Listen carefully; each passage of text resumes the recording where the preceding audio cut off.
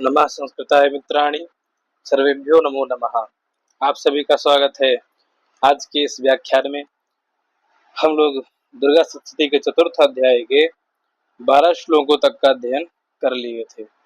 आज आगे हम 13वें श्लोक से जहाँ तक हो पाएगा अध्ययन करेंगे। तो हमने इस 12वें श्लोक में पढ़ा था कि शुक्रादि जो इंद्र आदि जो देवतागण है वह देवी की प्रार्थना करते हुए उनके अत्यंत सुंदर रूप की व्याख्या करते हैं, जो पूर्ण चंद्र के बिंब का अनुकरण कर रहा है और उत्तम कनक के कांति से चमक रहा है।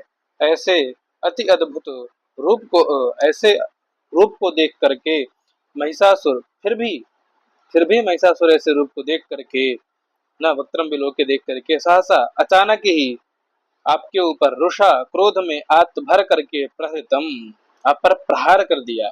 आपका इतना सुंदर रूप है कि उसको देख करके कोई भी मोहित तो हो जाए, लेकिन महिषासुर को पता नहीं क्या सूझी को आपके ऊपर प्रहार कर दिया। ये बात हमने पिछले श्लोक में देखी थी।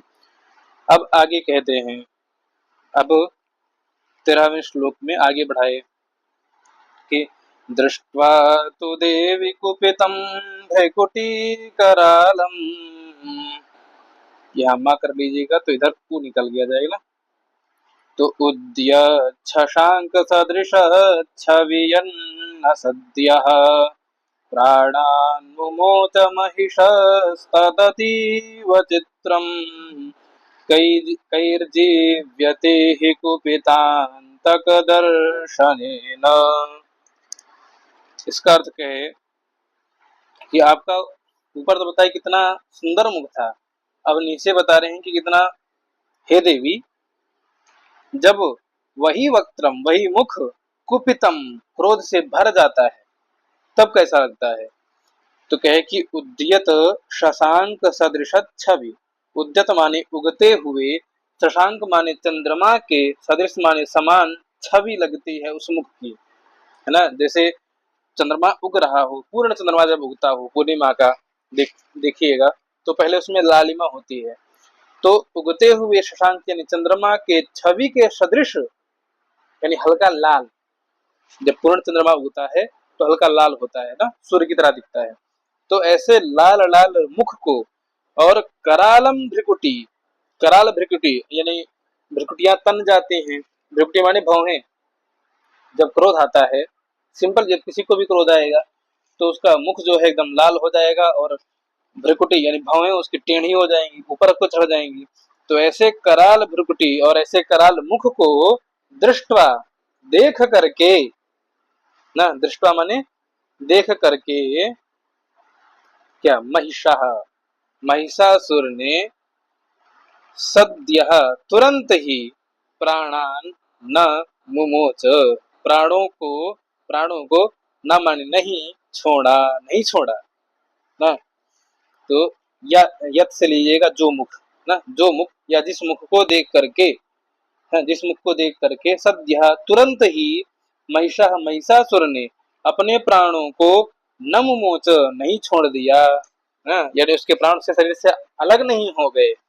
यह तो अतीव चित्रम, यह ऊपर वाली बात से और भी अधिक चित्र है। चित्र माने विचित्र है ना, चित्र का अर्थ होता है आश्चर्य होना, तो यह तो उससे भी अतीव आश्चर्य है ना, ये तो महान आश्चर्य है कि पहली बात तो आपके सुंदर मुख को देख करके वह आपके प्रहार कर दिया, और दूसरी बात कि आपके क्रोध को देख करके, आपके क्रोध से भरे हुए मुख को देख करके उसके प्राणों ने उसका शरीर नहीं छोड़ दिया तुरंत ही।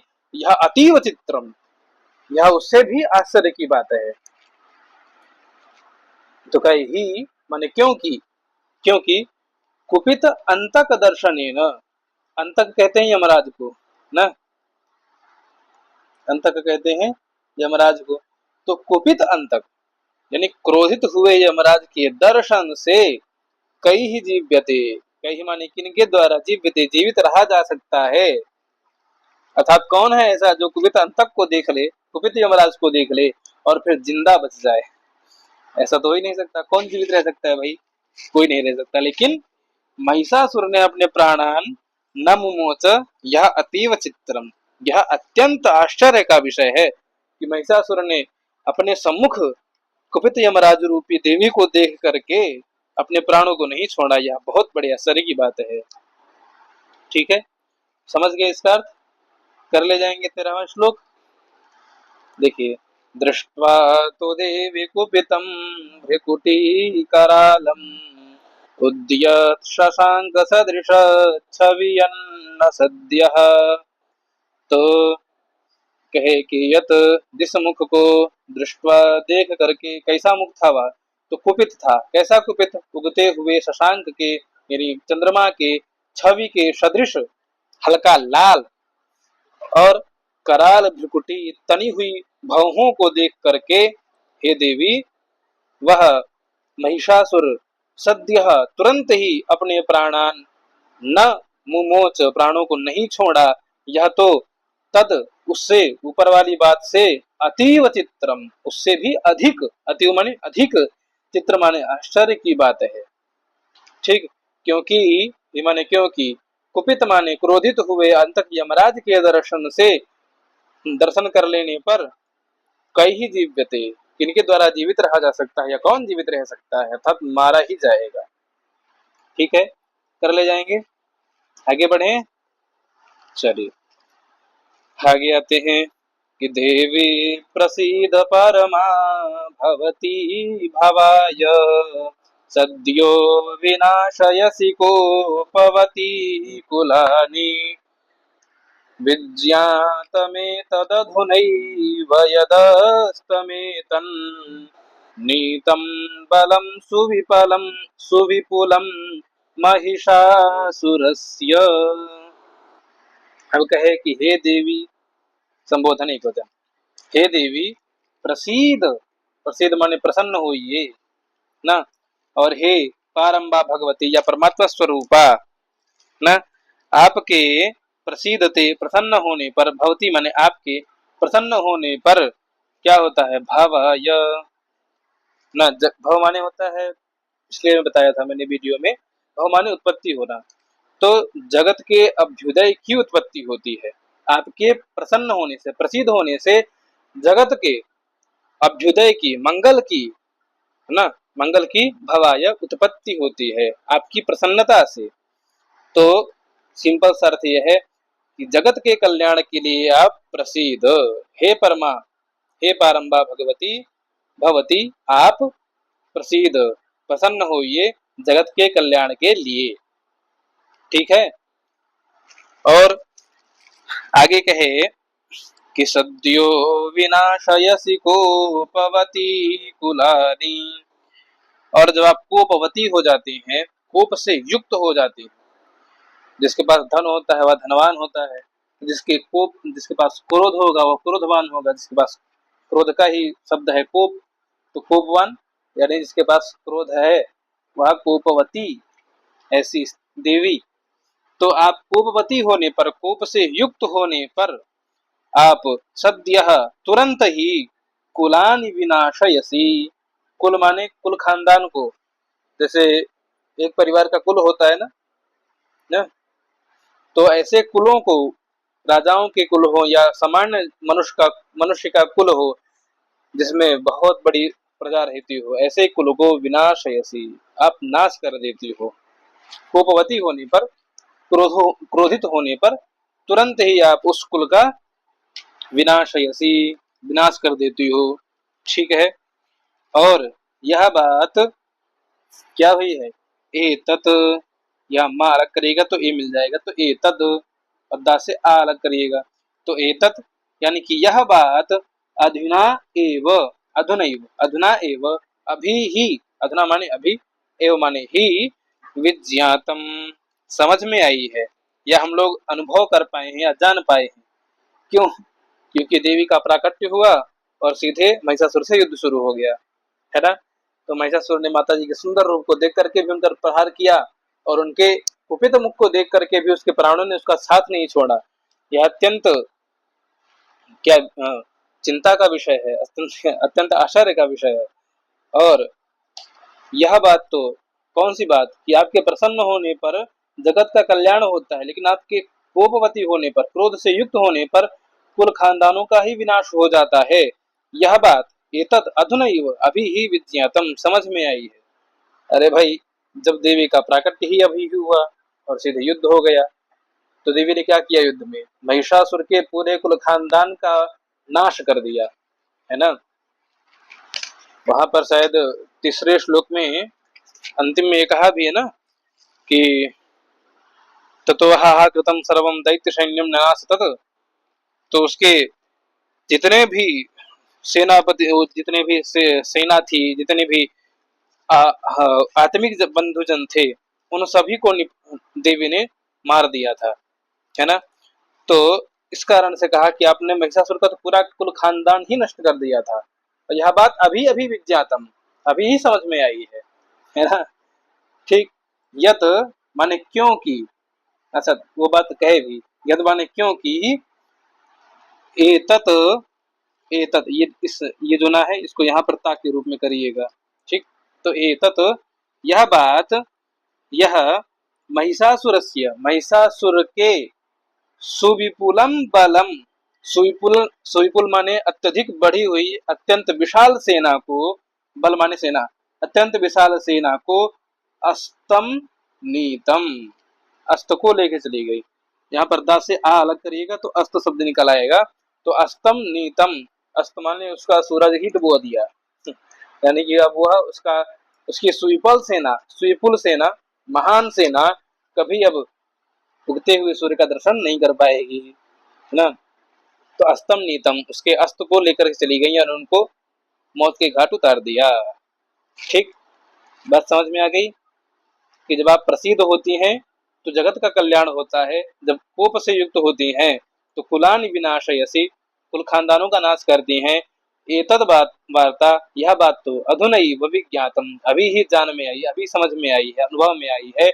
क्योंकि एतत् महिषासुरस्य सुविपुलम बलम, यह महिषासुर की बहुत विशाल बल माने सेना, उसको अस्तम नीतम, उसको आप अस्त की ओर लेके चली गई, उसका नाश कर दिया आपने। ठीक है, ऐसा देवताओं ने प्रार्थना की। अब आगे समझ में आ गया है। चलिए अगले श्लोक पे आते हैं।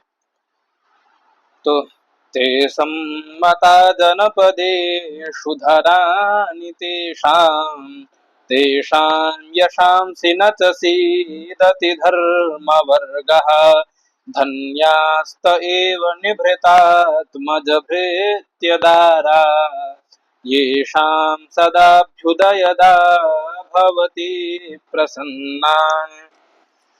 अब देखिए यहाँ पर कह रहे हैं कि सदा, सर्वदा, हमेशा, अभ्युदय दा, अभ्युदयम ददाति इति अभ्युदय दा, अभ्युदय माने मंगल या कल्याण को, दा माने देने वाली, सदा कल्याण को देने वाली, भवती माने आप, ये शाम प्रसन्ना, ये शाम माने जिनके ऊपर, प्रसन्ना प्रसन्न हो जाती हैं।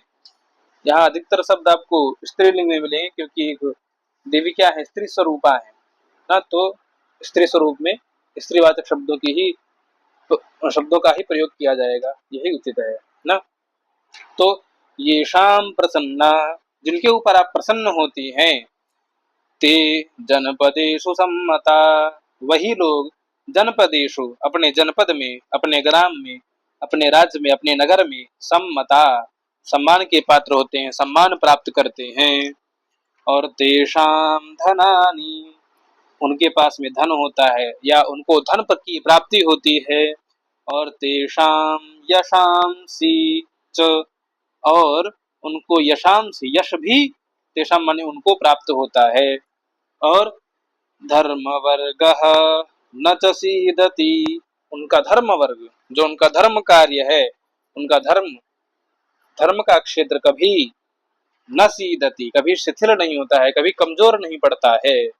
ठीक है, यानी उनका धर्म उत्तरोत्तर वृद्धि को प्राप्त होता है, जिसकी, जिस पर आपकी, आप प्रसन्न हो जाए या जिस पर आपकी कृपा हो जाए। और तएव, वही, ता माने यहाँ पर ते था, तो ए को आया आदेश हुआ, आय के, आय का आ ता में जुड़ा और या का लोप हो गया, लोपाशा कल्यस्य से। ठीक। तो तएव, ते एव, तो ते एव, वही ही, वह ही आत्मज भृत्य दारा, आत्मज अपने पुत्र पौत्र इत्यादि के साथ, भृत्य माने नौकर चाकर, दारा माने अपनी स्त्री के साथ में निभृता भरण पोषण करके, यानी भरे पूरे हो करके, हृष्ट पुष्ट हो करके, धन्या धन्य माने जाते हैं ना। ते एव वही अपने आत्मज यानी पुत्र पौत्र इत्यादि, भृत्य माने नौकर, दारा माने अपनी स्त्री के साथ में, निभृत माने भरत पोषित हो करके, यानी भरण पोषण हो करके, हृष्ट पुष्ट हो करके, धन्या धन्य माने जाते हैं। ठीक है, समझ में आ गया श्लोक? आगे चले, चलिए। तो आगे कहे कि धर्म्याणि देवी सकलानि सदैव कर्मान् यत्यादृतः प्रतिदिनं सुकृते करोति स्वर्गं प्रयाति च ततो भवति प्रसादात् लोकत्रयेऽपि फलदा ननु देवि तेन। ठीक है, तो यहाँ पर ये जो ला है, इसको यहाँ पर प्रसादात ता हो जाएगा, ये ला रहेगा। यहाँ तोरली सूत्र लगा है, तो इस ता को भी ला आदेश हो गया है पर में ला होने के कारण। ठीक है, और यहाँ पर ये जो णा और या है, इसमें णा में आ, या में आ हो जाएगा। देखिए, इस या में आ होगा क्योंकि यण संधि है, और यहाँ पर ये कर्माणी पूरा आ जाएगा ना। तो ई और ये कर्माणी का ई और अति का आ मिलकर के या बन गया है, तो कर्माण्यत्यादृता है। ठीक है, ये ध्यान रखिएगा, कर्माणी ऐसा ऐसा लिखा रहने देते हैं ना। तो आगे कहे कि हे देवी, है ना, हे देवी आपकी कृपा से ना, आपकी सुकृति, सुकृति माने आप जिस पर कृपा करते हैं, सुष्ठु कृते कृपति कृपा इति सुकृति, आपकी कृपा जिसके ऊपर अच्छी प्रकार से हो जाती है, वह पुण्यात्मा पुरुष प्रतिदिनम नित्य ही अति, यहाँ पर ता था, अति का अति का ई और आद्रिता का आ मिलकर के अत्याद्रिता, अति आद्रिता, अर्थात अति माने अत्यधिक या अत्यंत, आद्रिता माने आदर पूर्वक श्रद्धा भाव से युक्त हो करके, प्रतिदिनम जो प्रतिदिन, सकलानी सकल सभी, सदैव सभी सदा ही, सकलानी माने सभी, कर्माणि माने कर्मों को, कौन से कर्म, तो धर्म्याणि कर्माणि, जो धार्मिक कार्य हैं, धर्मानुकूल कर्म हैं, उनको करोति करता है। ठीक है, पुनः देखिए कि हे देवी सदैव आपकी कृपा से पुण्यात्मा पुरुष सदैव ना, आपकी कृपा, कृपा माने सुकृति, हे देवी आपकी कृपा से सदैव पुण्यात्मा पुरुष अति आद्रिता, अत्यंत आदर पूर्वक या अत्यंत श्रद्धा भाव से, प्रतिदिनम यानी प्रत्येक दिवस, प्रत्येक दिन, सकलानि सभी, धर्म्यानि धर्म, कर्माणि कर्मों को, करोति करता है। ठीक है, सब प्रकार के धर्मानुकूल कर्म को करता है। च माने और, ततः तो जो धर्म कर्मों को करता है, सदैव प्रतिदिन करता है, ततः उसके बाद में वह क्या होता है, जब उसका अंत समय आता है, जब वह मृत्यु को प्राप्त होता है, उसकी गति होने पर भवती प्रसादात, आपके प्रसाद से, भवती माने आपके, प्रसादात माने प्रसाद से, पंचमी प्रसाद से, वह स्वर्गम प्रयाति, स्वर्ग को प्रयाति माने जाता है ना, यह किण गतौ धातु है। ठीक, याति याता है, यान्ति, प्रयाति प्रकर्षेण याति, अच्छी प्रकार से वह स्वर्गम प्रयाति, स्वर्ग की ओर जाता है। ठीक है, और कहे कि लोक त्रयेऽपि फलदा ननु देवि तेन, तेन इसलिए, अथवा इसलिए आप, हे देवी, हे देवी इसलिए आप क्या करती हो, तीनों लोकों में, लोकत्रये अपि माने तीनों लोकों में भी, ननु माने निश्चित रूप से, फलदा फलम ददाति इति फलदा, फल को देने वाली हो, मनोवांछित फलों को प्रदान करने वाली हो। ठीक है, तेन माने इसलिए हे देवी, ननु माना निश्चित रूप से, लोकत्रयेपि तीनों लोकों में भी आप फलदा हो, फल को प्रदान करने वाली हो, मनोवांछित फल को देने वाली हो। ठीक है, बात समझ में आ गई? कर ले जाएंगे। चलिए आगे श्लोक पे चलते हैं कि दुर्गे स्मृता हर्षि भीतिमशेष जंतो, स्वस्थे स्मृता मतिमतीव शुभां ददासि, दारिद्र्य दुःख भयहारिणिका त्वदन्या, सर्वोपकार करणाय सदार्द्रचित्ता। तो कहे कि हे दुर्गे, संबोधन एक वचन दुर्गा शब्द का रूप चलाएंगे तो हे दुर्गे, हे दुर्गे, हे दुर्गा, ऐसा संबोधन बनेगा। तो हे दुर्गे संबोधन में कि स्मृता, अशेष जंतु, यहाँ पर भीतिम में माँ अलग करिएगा, माँ को हलंत करिएगा तो यहाँ आ मिल जाएगा। तो अशेष जंतु हो, अर्थात जंतु कहते हैं जिनके शरीर में प्राण होता है, जो कहीं पर चल फिर सकते हैं, ऐसे अशेष माने समस्त जंतु हो, प्राणियों के द्वारा स्मृता, स्मरण करने पर, है ना, ऐसे सभी प्राणियों के स्मरण करने पर आप उन अशेष जंतु हो, सभी प्राणियों का भीतिम हरसी, भीति मानी भय, भय को हरसी, हरण कर लेती हैं। यदि कोई प्राणी आपको भय से युक्त होकर के पुकारता है, स्मृता स्मरण करता है, तो आप उसकी भीतिम भय को हरसी, हरण करती हैं। ठीक है, और स्वस्थ स्मृता, अर्थात स्वस्थ पुरुष के द्वारा ना, जो व्यक्ति स्वस्थ है, उन ऐसे स्वस्थ लोगों के द्वारा स्मृता, स्मरण किए जाने पर या चिंतन करने पर उन्हें अतीव शुभाम मतिम तदासी, अतीव माने अत्यधिक, शुभाम माने कल्याण करने वाली, कल्याणमयी, मतिम माने बुद्धिम, ददासी मति माने बुद्धि को, ददासी माने प्रदान करती हो। ठीक है, उन्हें परम कल्याणमयी, शुभाम माने कल्याणमयी या कल्याण, शुभ होता है कल्याण। ठीक है, तो शुभाम कल्याणमयी, मतिम बुद्धिम ददासी, प्रदान करती हो। ठीक है, अब आगे कहे कि दारिद्र दुख भयहारिणिका त्वदन्या, कहे कि दारिद्र्य और दुख और भय का हारिण माने हरण करने वाला, त्वत अन्य तुम्हारे अलावा, का कौन है, क्वेश्चन मार्क न। तो दारिद्र दुख और भय का हरण करने वाला त्वत अन्य का, तुम्हारे अलावा भला कौन है जो हमारे दारिद्र को, दुख को और भय को हरण करे, अर्थात कोई नहीं है। ठीक है, अर्थात कोई नहीं है, इसलिए आप सर्वोपकार करणाय, सर्व माने सभी के ऊपर, उपकार माने उपकार, करणाय माने करने के लिए, सदा ही आपका चित्त आर्द्र रहता है, आपका चित्त हमेशा करुणा से आर्द्र रहता है, भरा रहता है। आर्द्र माने होना, गीला होना, तो करुणा से व्याप्त रहता है, करुणा से भरा हुआ रहता है। आप अपने भक्तों को, भक्तों के ऊपर करुणा करती हो ना, तो उनके लिए आप सदा आर्द्र चित्ता रहती हो, आपका चित्त उनके लिए हमेशा गीला रहता है, दया से परिपूर्ण रहता है। ठीक है, दया से गीला रहता है। समझ में आ गया श्लोक? कर ले जाएंगे। चलिए अगले श्लोक पे चलते हैं।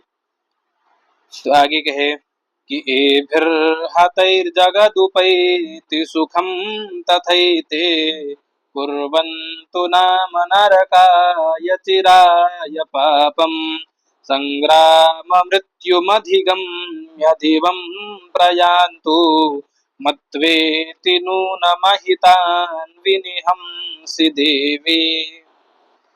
अब यहाँ पर 18वें श्लोक में कह रहे हैं कि हे देवी, संबोधन है ना एक वचन का, तो हे देवी, ए भी ही, अर्थात इन सभी, है ना, इन सभी जो राक्षस मरे ना, उनके बाद स्तुति हुई, तो ए भी हतई ही, इन सभी राक्षसों को अथवा राक्षसों के हतई माने मारने से जगत या संपूर्ण जगत सुखम उपैति, सुख को, सुखम माने सुख को, उपैति माने प्राप्त करना या मिलना, तो सुख को प्राप्त होगा अथवा इस संसार को सुख मिलेगा। ठीक है, क्योंकि यह सभी हतई, हत हो गए, मारे गए ये सारे राक्षस, तो जिससे इस जगत को, संपूर्ण जगत को सुखम उपैति, सुख की प्राप्ति होगी। ठीक है, तथा माने और, एते तथा इते तथा एते ना, तथा और एते। ठीक, तो एते यह सभी राक्षस चिराय ना, चिराय माने चिरकाल तक या लंबे समय तक, नरकाय नाम नरक में रहने के लिए, नाम माने भले ही, पापम कुर्वन्तु पाप करते रहे हों, नाम माने नाम ऐसे ही, यानी कि भले ही, ठीक, नाम माने भले ही, एते राक्षसाः ये राक्षस भले ही, चिराय चिरकाल तक, बहुत लंबे समय तक, नरक में निवास करने के लिए भले ही, पापम कुर्वन्तु पाप कर्म में लगे रहे हों, पाप करते रहे हों, फिर भी क्या कि संग्राम मृत्युम अधिगम्य, संग्राम में, युद्ध में, देवी के साथ में युद्ध करने से, मृत्युम अधिगम्य मृत्यु को अधिगम्य माने प्राप्त करके, क्या हुआ, दिवम प्रयान्तु, दिवम माने द्युलोक, स्वर्गलोक को, प्रयान्तु माने जाएंगे या स्वर्गलोक को जाएं। ठीक, तो भाई यही तो वहां भी हुआ था, महाभारत में भी यही हुआ था ना, कि जो युद्ध में मारा जाएगा वो सीधे स्वर्ग में जाएगा, भले ही कितने ही पाप क्यों न किए हो, है ना। तो दुर्योधन इत्यादि, शकुन इत्यादि जो महान पापी थे ना, ये सारे के सारे स्वर्ग को प्राप्त हो गए। क्यों? युद्ध में मृत्युम अधिगम्य, क्योंकि युद्ध में उनको मृत्यु प्राप्त हुई थी, संग्राम में, संग्राम क्षेत्र में, रणभूमि में उनको मृत्यु प्राप्त हुई थी, इसलिए दिवम प्रयान्तु अर्थात द्युलोक को वह प्रयाण करके द्युलोक को गए, है ना। और तो द्युलोक को वो लोग गए, इति यानी इस प्रकार से ना, नूनम निश्चित ही, नूनम इति माने इस प्रकार से, मत्वा माने सोच करके, मत्वा माने सोच करके, इस प्रकार से यही सोच करके, हे देवी आपने अहितान जो अहित करने वाले शत्रु थे, उन अहितान माने शत्रुओं को, विनिहंसी आपने मारा है ना, आपने उनका वध किया है। विनिहंसी हन हिंसा गत्यो धातु है, और वि उपसर्ग पूर्वक ना, तो विशेषण निहंसी, अच्छी प्रकार से आपने उनका हनन किया है, उनका वध किया है। ठीक है, कैसी बुद्धि से आपने हनन किया है कि संग्राम में मृत्यु को अधिगम में प्राप्त करके यह द्युलोक को प्रयान्तु माने जाएं, नूनम निश्चित ही इति मत्वा ऐसा सोच करके ही आपने हे देवी अहितान विनहंसी उन राक्षसों को मारा है। ठीक है, समझ में आ गया, कर ले जाएंगे श्लोक। चलिए अगले श्लोक पे चलते हैं। आज 20 श्लोक को पढ़ करके ही इसका समापन किया जाएगा। ठीक है, अभी 19वें पे आ रहे हैं। तो दृष्ट्वैव किं न भवति प्रकरोति भस्म सर्वासुरा नरिषु यत्प्रहिणोषि शस्त्रम् लोकान् प्रयान्तु रिपवो पिहि शस्त्रपूता इत्थं मतिर्भवति तेष्वपि तेति साध्वी। अब यहाँ पर कह रहे हैं कि आपकी शक्तियां कितनी हैं, वो सुना रहे हैं, कितना बल है। तो कहे कि सर्वान असुरान अरिषु, सभी सर्व असुरान अरिषु, सभी असुर, अरिषु माने शत्रुओं को, सभी असुर शत्रुओं को, यत माने आप, जो आप, शस्त्रम प्रहिणोषि शस्त्र से मार रही थी ना, तो वह क्यों कर रही थी, शस्त्रम प्रहिणोषि, यत माने जो शस्त्रम परिणोसी, शस्त्र से आप परिणोसी माने प्रहार कर रही थी, वह क्यों कर रही थी? क्या ऐसा क्यों पूछे भाई ना, ऐसा प्रश्न चिन्ह क्यों किए कि आप शस्त्रों से क्यों प्रहार कर रही थी और किससे प्रहार करती भाई? तो देवता लोग बताए कि आप जो है उन समस्त असुरों को दृष्टवा एव, अथवा अर्थात दृष्टिपात मात्र से ही, भवती माने आप, किम क्यों, भस्म न प्रकरोति, भस्म नहीं कर देती, दृष्टवा एव दृष्टिपात मात्र से, उनको तीक्ष्ण नजर से यानी क्रोध से भरी दृष्टि से देख करके ही, भवती माने आप उनको क्यों भस्मम न प्रकरोति, भस्म नहीं कर दे रही थी, आप उनके ऊपर शस्त्र क्यों उठा रही थी? आपके पास तो इतना बल है, इतना तप है कि दृष्टिपात मात्र से आप उनको भस्म कर सकती हैं, तो आप ऐसा किम किमर्थम न प्रकरोति, नहीं कर रही थी आप, है ना। कहने का तात्पर्य यही है कि आप केवल दृष्टिपात मात्र से ही जब उनको भस्म कर सकती हैं, तो ऐसा किमर्थम क्यों न प्रकरोति, नहीं कर रही थी, आप शस्त्रों से ही उन पर प्रहिणोसी, उन सभी असुरों पर, शत्रुओं पर प्रहिणोसी माने प्रहार कर रही थी, क्यों? आप तो देख करके ही उनको भस्म कर सकती थी, ऐसा एक बताया। तो इसमें कहा कि इसमें एक रहस्य है। क्या रहस्य है?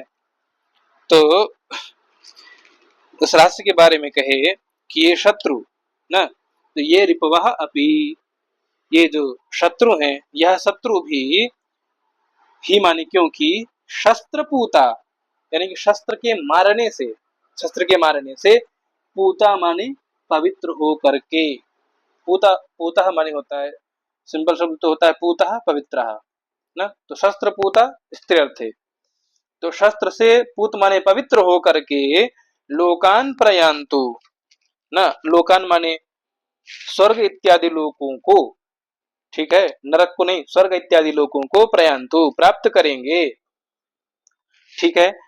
इत्थम इस प्रकार से, तेष्वपि उनके प्रति भी, तेषु माने उन राक्षसों के, अपि माने प्रति भी, मतिर्भवती, ते मतिर्भवती आपकी मति हुई ना, आपकी बुद्धि ऐसी हुई, तेष्वपि उन शत्रुओं के प्रति, कि वह शस्त्र के प्रहार से पूत माने पवित्र हो करके लोकान प्रयांतु स्वर्ग इत्यादि लोकों को प्राप्त करेंगे। यह अति साध्वी, अत्यंत साधु था, अत्यंत उत्तम विचार था आपका ना, यह अत्यंत उत्तम था। जैसे कोई व्यक्ति कुछ बोल रहा हो और बहुत कुछ सही कह दे, तो क्या कहते हैं? साधु साधु साधु वत्स साधु, ऐसा कहते हैं ना। तो वैसे यहाँ पर देवी कह रहे हैं कि अति साध्वी, सुंदर सुंदर, ऐसा शोभनम, ऐसा कहना चाह रहे हैं कि बहुत अच्छी बुद्धि थी आपकी, अति साध्वी, बहुत सुंदर मति थी आपकी, जो ऐसी बुद्धि सोच करके ये सब मेरे शस्त्र से पवित्र हो करके लोकान प्रयांतु स्वर्ग आदि लोगों को प्राप्त करेंगे, ऐसी बुद्धि से आपने मारा, वह प्रशंसा के योग्य है, अति साध्वी, बहुत सुंदर, ऐसा, ठीक है। कर ले जाएंगे इसका अर्थ। चलिए अगले 20वें श्लोक पे आते हैं हम लोग। तो 20वें श्लोक में कहे कि खड्ग प्रभा निकर विस्फुरणैस्तथोग्रैः शूलाग्र कांति निवहे न दृशो शुराणाम् यन्नागता विलयमं सुमदिन्दुखण्ड योग्यादनन्तव विलोकयतां तदेतत्। अब यहाँ पर देवी के अस्त्र शस्त्रों के तेज की बात है, वहां तो देवी के दृष्टिपात की बात कही 19वें श्लोक में, अब देवी के अस्त्र शस्त्रों के तेज की बात कहे कि खड्ग, आपका जो खड्ग था ना, उस खड्ग के प्रभा निकर, प्रभा कहते हैं तेज, निकर माने समूह, तेज के पुंज की या तेज की राशि, पुंज माने समूह होता है ना, निकर माने समूह, तो तेज के समूह से उग्र ही विस्फुरण, उग्र माने अत्यंत भयानक, विस्फुरण माने दीप्ति प्रकाश निकलने से, विस्फुरण होना प्रकाश उत्पन्न होना ना, जैसे आकाश में बिजली विस्फुरित होती है ना, तो क्या होता है? क्षणिक प्रकाश, लेकिन बहुत तेज प्रकाश, ना उत्पन्न होता है। तो वैसे ही उग्र प्रकाश, भयानक प्रकाश विस्फुरण हुआ आपकी खड्ग के प्रभा के निकर्ष यानी तेज के समूह से, बहुत ही भयानक तेज प्रकाश का, तेज पुंज का विस्फुरण हुआ, निकला, तेज पुंज निकला। तो उसकी दीप्ति से, तथा माने और, आपके शूल, शूल माने त्रिशूल, ठीक, तो त्रिशूल के अग्रभाग की कांति से, है ना, त्रिशूल के अग्रभाग की कांति माने प्रभा के निवह माने समूह न, समूह से, निवह कहते हैं समूह को, तो निवहे न तृतीय समूह न, तो आपके त्रिशूल के अग्रभाग की कांति माने प्रभा या चमक, उसके निवहन से, उसके समूह से, उसकी प्रभा से, तेजपुंज से असुराणाम दृशः, असुराणाम माने असुरों की, दृशः माने दृष्टि या नेत्र, वह जो नेत्र है वह विलयम, विलयम यत माने जो, न आगता, जो उन असुरों की नेत्र थी वह विलयम न आगता, विलय कहते हैं आंखों का विनाश हो जाना, न नष्ट हो जाना, किसी चीज का भी नष्ट हो जाना या फूट जाना, टूट जाना, तो उनकी आंखें नष्ट नहीं हो गई या उनकी आंखें फूट नहीं गई, न आगता, न आगता माने प्राप्त होना, ठीक, तो उनकी आंखें विलयम नष्टता को, न आगता नहीं प्राप्त हुई, क्यों, तो कहे कि तत एतत, तो उसमें एतत यह कारण है, क्या कारण है कि अंशुम इंदु, अंशुमत इंदु खंड योग्याननम, यहाँ पर ये इतना एक बड़ा शब्द है, विलयम अंशुमत इंदु खंड योग्याननम, इतना बड़ा पद है, तो ये विलयम तक आपने पढ़ लिया, विलयमम, अब यहाँ पर इसमें में अलग करेंगे तो अंशु, अंशुमत इंदु खंड योग्याननम, तो अंशुमत माने, अंशु होती है किरणें, तो किरणों से युक्त, अंशुमान ना, जो किरणों से युक्त हो, जैसे क्रोध से युक्त है तो कोपवान, धन से युक्त है तो धनवान, तो वैसे ही किरणों से युक्त है तो अंशुमान ना, तो किरणों से युक्त, सुंदर मनोहर रश्मियों से युक्त इंदुखंड, इंदुखंड माने चंद्रमा, चंद्रमा को ना, चंद्रमा रूप, चंद्रमा के समान, चंद्रमा के योग्य, योग्य माने समान, चंद्रमा के समान आनंद प्रदान करने वाले, तव माने आपके, आननम, आनंद माने मुख ना, चंद्रमा के समान इंद्रखंड योग्य, इंदुखंड माने चंद्रमा के समान योग्य, योग्य माने समान, प्रसन्नता को प्रदान करने वाला, आनंद को प्रदान करने वाले, तब आननम आपके मुख को, विलोकयताम, वह सभी राक्षस विलोकयताम देख रहे थे, इस कारण से, एतत तद एतत, इस कारण से असुराणाम दृशः, असुरों के, असुरों की दृष्टि, विलयमम, विलयमम न आगता, विलयम अर्थात कहते हैं दृष्टि जो है उनकी फूट नहीं गई, यानी नष्टता को नहीं प्राप्त हुई, ठीक है, तो सीधी सी बात यही कहे कि आपके खड्ग से, खड्ग के प्रभा का जो समूह था उसकी उग्र विस्फुरण से, उसके उग्र तेज से, और आपके त्रिशूल के अग्रभाग की कांति से, अत्यंत कांति के निवह माने समूह से असुरों की दृष्टि, विलयम, विलयम, विलयम कहेंगे यार, तो विलयम न आगता, जो माने जो दृष्टि असुरों की, विलयम न आगता यानी नष्टता को नहीं प्राप्त हुई, उसमें एतत् कारणम, तत् माने उसमें, एतत् माने यह कारण था कि अंशुमत, अंशु से युक्त, किरणों से युक्त, मनोहर किरण रश्मियों से युक्त, इंदुखंड योग्य, चंद्रमा के समान प्रसन्नता देने वाला, आह्लादित करने वाला, तो माने आपका, अरण माने मुख को, विलोकयताम वह सभी असुर आपके चंद्रमा के समान मुख को देख रहे थे ना, उपमा अलंकार में यही तो होता है, साधर्म्यम उपमा भेदे, उपमा, उपमान और उपमेय का, यहाँ उपमान और उपमेय में वो किया जाता है, साधारण धर्म घटाया जाता है, ठीक, तो आपका चंद्र रूपी मुख, चंद्रमा की किरणों के समान युक्त आपका मुख उनके नेत्रों को ठंडक प्रदान कर रहा था या राहत प्रदान कर रहा था, जिससे उन दैत्यों के नेत्र विलयम न आगता, नष्टता को नहीं प्राप्त हुए, वह आपके मुख को देख रहे थे, इसलिए उनके नेत्र विलयम न आगता, नहीं फूटे। ठीक है, उनके नेत्र नष्ट नहीं हुए। तो इस प्रकार से यहाँ पर देवी जी के अस्त्रों की कांति के बारे में कहा और देवी के मुख की न उपमा की, तुलना की इंदु खंड से, यानी चंद्रमा के खंड से, चंद्रमा से सीधे से गए तो उसे तुलना की। और इस प्रकार से देवताओं ने यहाँ तक देवी की स्तुति की है। आगे हमारे 20 श्लोक हो गए हैं, आगे हमारे पास 22 श्लोक और हैं, तो उनको हो सकता है कल के व्याख्यान में संपन्न कर दिया जाए और इस चतुर्थ अध्याय को संपन्न किया जाएगा। आप सभी लोग आज अंतिम तक जुड़े रहे, उसके लिए बहुत बहुत धन्यवाद। नमः संस्कृताय, सर्वेभ्यो नमो नमः।